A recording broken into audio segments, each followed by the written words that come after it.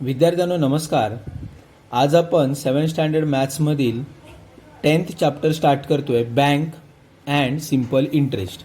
बघा, मागच्या वर्षीही आपण बँक म्हणजे काय शिकलो होतो. आज आपण पुन्हा एकदा जस्ट बँकेची डेफिनेशन आपण बघू. Bank is a government recognise institute that carries out the transaction of money. Bank ही गव्हर्नमेंट किंवा सरकारने निर्माण केलेली अशी एक संस्था आहे की ज्याच्यामध्ये आपण पैशांची देवाणघेवाण करू शकतो. बघा, bank is a government recognise institute that carries out the transaction of money.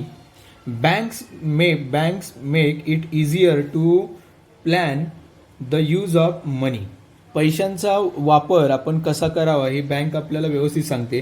That is to financial planning. We can either deposit cash money in the bank or withdraw the cash from it. आपण बँकेत पैसे ठेवू शकतो किंवा पैसे काढू शकतो. असे अनेक व्यवहार बँकेमध्ये केले जातात. For that purpose we must open an account in the bank. या सगळ्या गोष्टींसाठी आपण बँकेत आपलं खातं असावं लागतं. बघा, तुम्हाला प्रत्येकाला शाळेमधून सांगितलं जातं की तुम्ही बँकेत अकाउंट खोललं की नाही. मग bank accounts are of various kinds.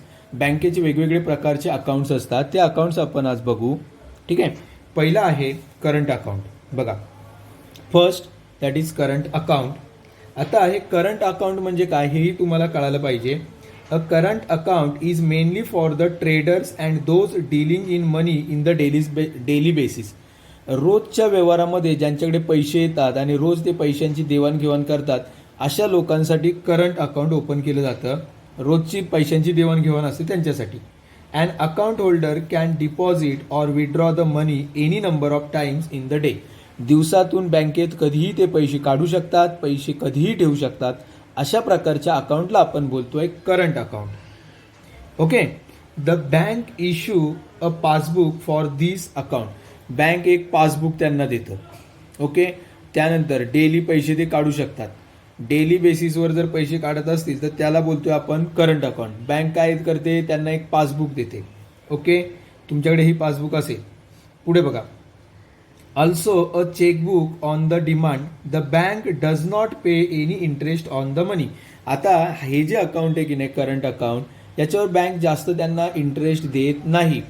No interest. Interest म्हणजे काय मी तुम्हाला मागच्या वर्षी सांगितलं होतं, परत एकदा समजावून सांगणार. बघा, इंटरेस्ट म्हणजे काय, या इथे इंटरेस्ट देत नाही. सपोज मी बँकेमध्ये आज 100 रुपये ठेवले आणि 4 महिन्यांनी जर काढायला गेलो तर मला बँक 105 रुपये देत असेल.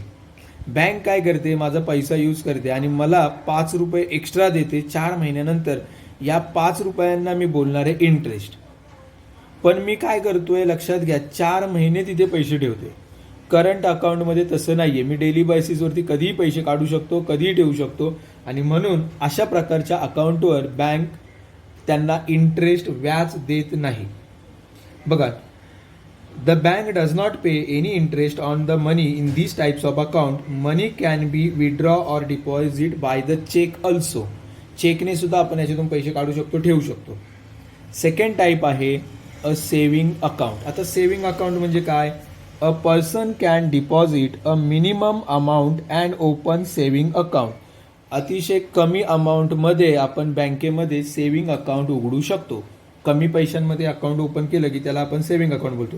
In some banks no minimum amount is required. काही बँकांमध्ये 0 बॅलन्सवरती सुद्धा, 0 पैसे ठेवल्यानंतर सुद्धा तुमचं सेव्हिंग अकाउंट ओपन केलं जातं. The bank pays some interest. पण बघा, याच्यावर काय माहिती आहे, बँक थोडासा इंटरेस्ट देते. म्हणजे बाकीच्या अकाउंटपेक्षा इकडे काहीतरी 1%, 2% काहीतरी बँक देत असणार. का, कारण इथे पैसे जास्त वेळ राहतात म्हणून. Bank pays some interest on the basis of daily credit balance in that account. There are some restrictions how often money can be withdrawn from this account. याच्यामध्ये काही रिस्ट्रिक्शन्स असतात. आपण रोज जाऊन पैसे टाकू शकतो आणि रोज जाऊन पैसे काढू शकतो असं होत नाही या अकाउंटमध्ये. कळालं.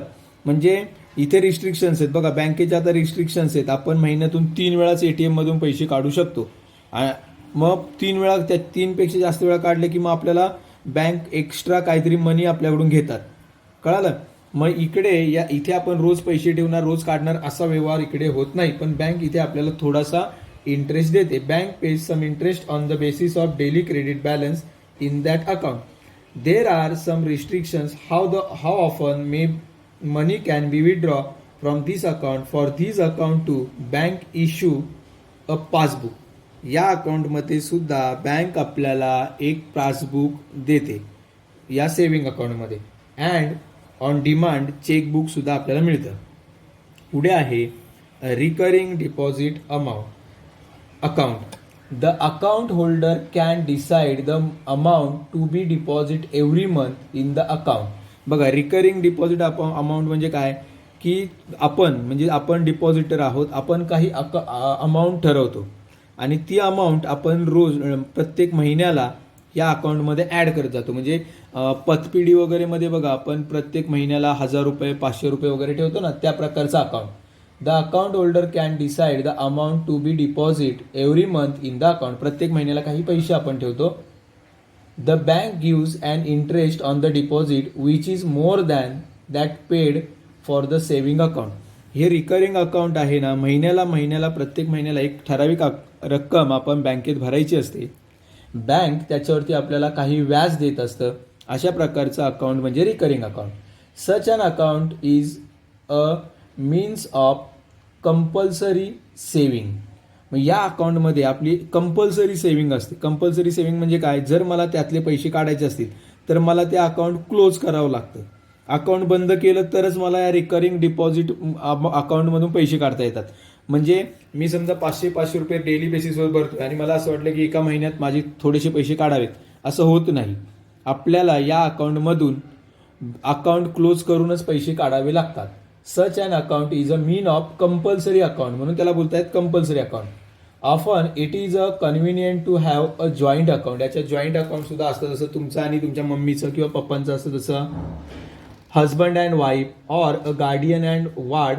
म्हणजे पप्पा मम्मी किंवा नवरा बायको असं एकत्रपणे अकाउंट काढू शकतात. Beside account of business partners असतील ते सुद्धा याच्यामध्ये अकाउंट खोलू शकतात. Housing societies, trust or the voluntary agencies etcetera are required to be operated by more than one person.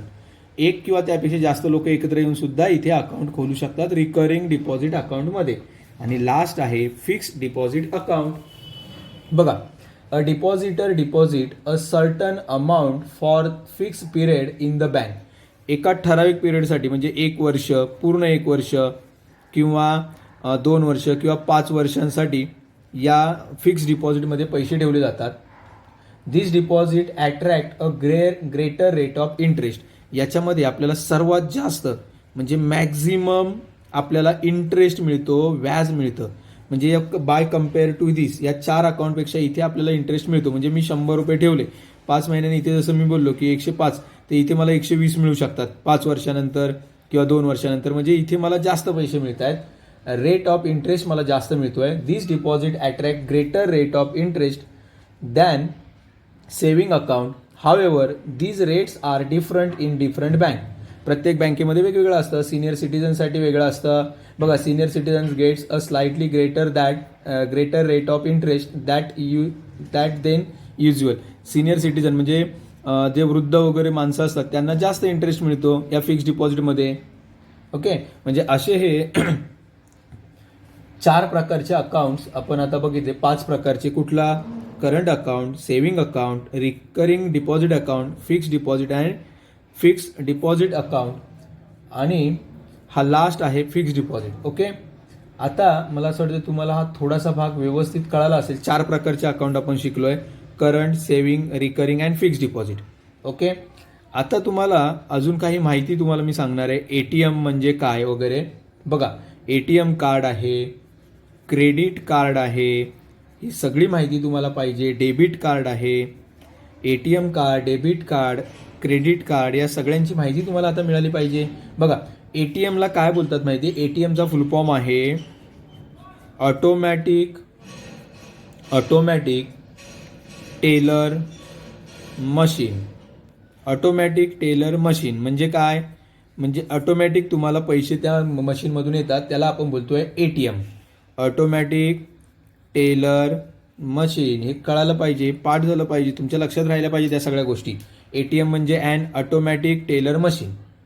Card is use to withdraw cash, withdraw going to bank. Without going to bank म्हणजे बँकेमध्ये न जाता एखाद्या ATM मधून आपल्याला urgent पैसे पाहिजे असतील, आपण ATM त्या मशीनकडे जातो, कार्ड टाकतो आणि पैसे काढतो, बरोबर. ऑटोमॅटिक टेलर मशीन असं त्याला बोलतात. Okay. Card is use to withdraw cash without going to bank. बँकेत न जाता आपण पैसे काढू शकतो. A credit card or a debit card is use to carry out the transaction. Credit card किंवा डेबिट कार्ड आपण ट्रान्झॅक्शनसाठी वापरू शकतो. And account holder can get such a card on request to the bank. बँकेकडे request केली की आपल्याला अशा प्रकारचं कार्ड मिळतं. ओके. मग आज आपण इथपर्यंतचाच भाग शिकू. उद्यापासून आपण त्यातली गणितं सोडवायला सुरुवात करू. ओके. थँक्यू.